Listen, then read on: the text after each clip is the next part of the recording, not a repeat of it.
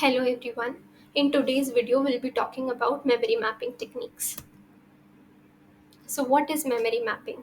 Memory mapping is a technique used in computer architecture that basically assigns logical addresses to physical address in computer memory.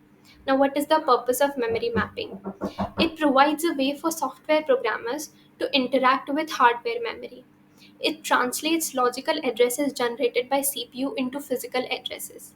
It helps manage the allocation and deallocation of memory resources efficiently.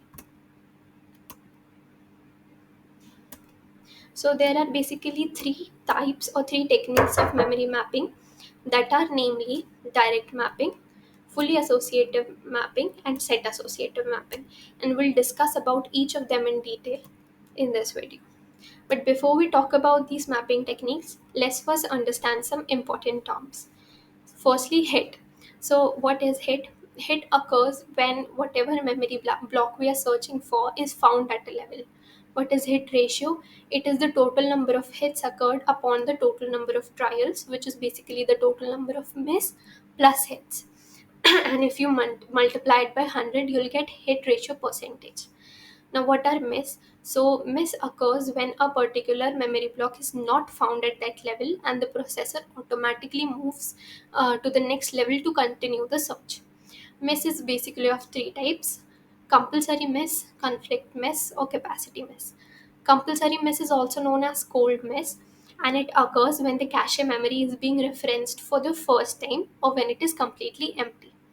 Conflict miss occurs when a particular memory block was previously present in the cache, but now it has been replaced by a new block. And capacity miss occurs because of the limited capacity of cache memory. Now, let's discuss direct memory in detail. So, what is direct mapping? A certain block of main memory would be able to map a cache only up to a certain line of cache. This is what happens in direct mapping. So suppose we have a cache memory with n lines and a main memory with j blocks has to be mapped into that cache memory. So if a particular block, say k, has to be mapped into cache memory, then we'll use the formula k mod n, where k is the line number of block number of main memory and n is the total number of lines in our cache memory. So what if we get a particular line number from k mod n, but that cache line is already occupied by some other block of main memory? Then simply the new block will replace the old block.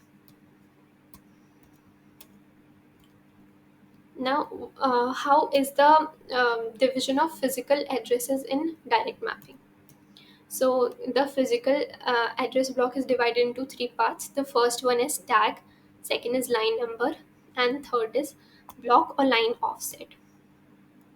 The tag and line number together make up the block number. Now, what are the drawbacks of direct mapping? A high number of conflict misses occur, and there is very less flexibility in direct mapping. Moving on to fully associative mapping. So in fully associative mapping, the main memory block is capable of mapping to any given line of the cache that's available freely at the moment. So this provides a lot more flexibility in fully associative mapping. So we'll take the same example. We have n lines in our cache memory and j lines in our main memory. And if you want to map a particular block of main memory into cache memory, um, so if all lines are already occupied, we use a replacement algorithm such as LRU or FIFO or any other replacement algorithm which suggests a block that has to be replaced.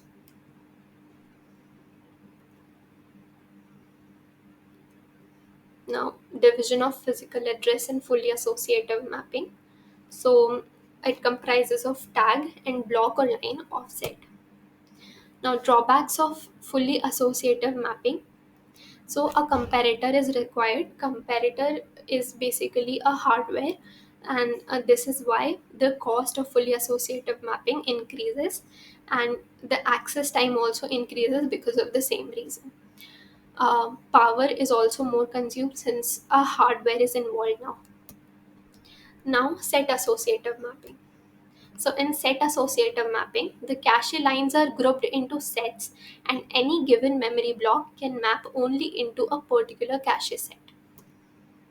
We'll take this. We'll take an example where the cache memory has some lines and they are divided into sets. So, suppose we have n sets in our cache memory, and our main memory has j blocks. So, in order to map a particular block into our cache memory, we'll have to find in which set it will be placed. So, that set number will get from k mod n, where n is the total number of sets in cache memory, and k is the block number of main memory that has to be mapped.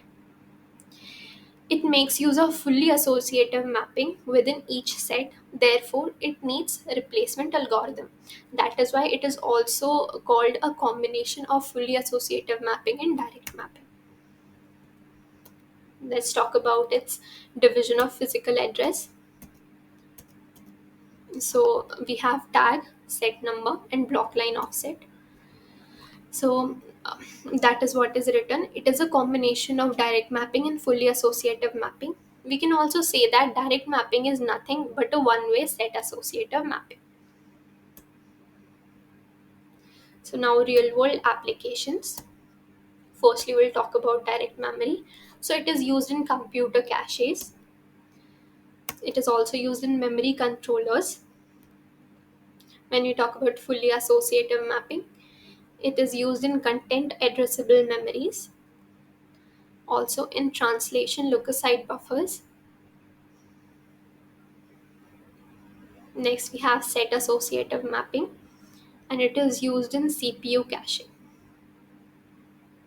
Thank you.